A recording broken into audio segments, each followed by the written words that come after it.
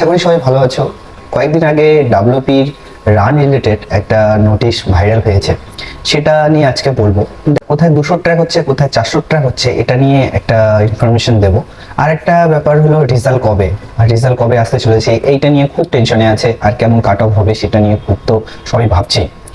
দেখো, বলতে গেলে যে প্রথমে আসি যে ভাইরাল হয়েছে সেটা সত্যি কিনা।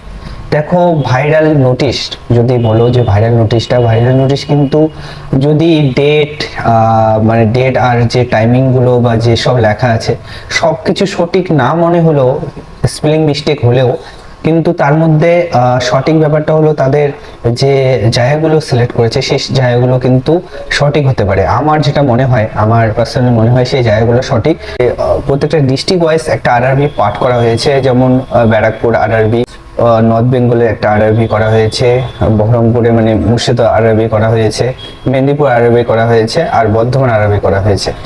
এই যে আরআরবি গুলো আছে, আরআরবি গুলোর মধ্যে অনেক ডিস্ট্রিক্ট গুলো অ্যাড করা আছে, যেমন দক্ষিণ 24 পরগনা, উত্তর 24 পরগনা, আর হলো কলকাতার আদার স্টেট যারা আসবে তাদের এক্সামটা সম্পূর্ণ ব্যারাকপুরে হবে, এটা চলছে কথা।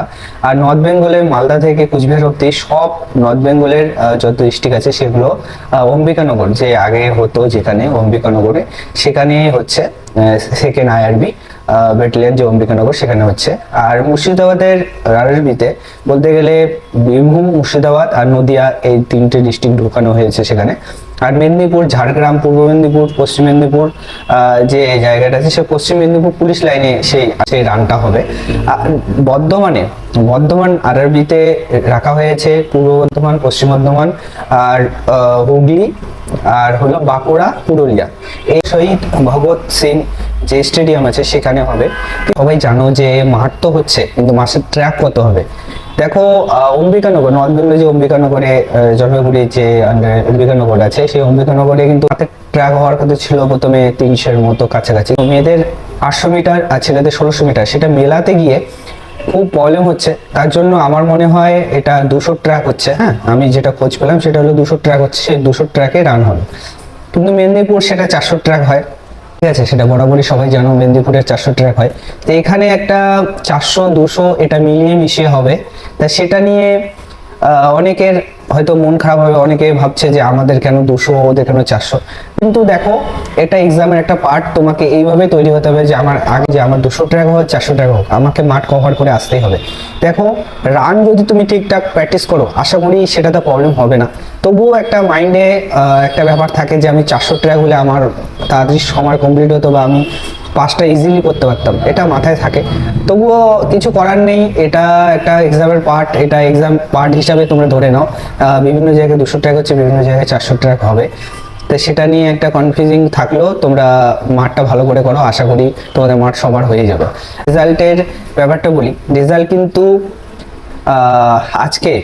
আজকেই রেজাল্ট আসতে চলেছে। এটি সন্ধ্যার দিকে তোমরা সবাই রেজাল্ট পেয়ে যাবে। দেখো কেমন রেজাল্ট হচ্ছে সবার, কেমন কারা কারা পাস করছো, বা কোশ্চেনটা মডারেট হয়েছে, অনেকে পরীক্ষা ভালো করে দিতে পারেনি, অনেকে কনফিউজিং এর জন্য ভুল হয়েছে। খারাপের কিছু নেই, কলকাতা পুলিশ যদি তোমাদের ভালো হয়ে থাকে তাহলে সেটার জন্য ফোকাস দাও। আর যদি তারপরেও যদি অনেকের প্রবলেম হয়ে থাকে তাহলে ভালো করে পড়ো, সামনে আবার এক্সাম আসছে, 26-এ রিক্রুটমেন্ট আসছে। 26-এ রিক্রুটমেন্ট হাতছাড়া যদি না হয়, সেইভাবে পড়াশোনা এখন থেকে করো, অবশ্যই পারবে। বলবো সবাই ভালো থেকো, নিজে খেয়াল রাখো, আর রান ভালো করে করো। আশা করি এই রানের পরেই কলকাতা পুলিশ রানটা শুরু হয়ে যাবে ডাব্লিউ, তাই ভালো করে রানটা করো, আশা করি হয়ে যাবে সবার। আর সবাই দেখা হচ্ছে নেক্সট ভিডিওতে। জয় হিন্দ।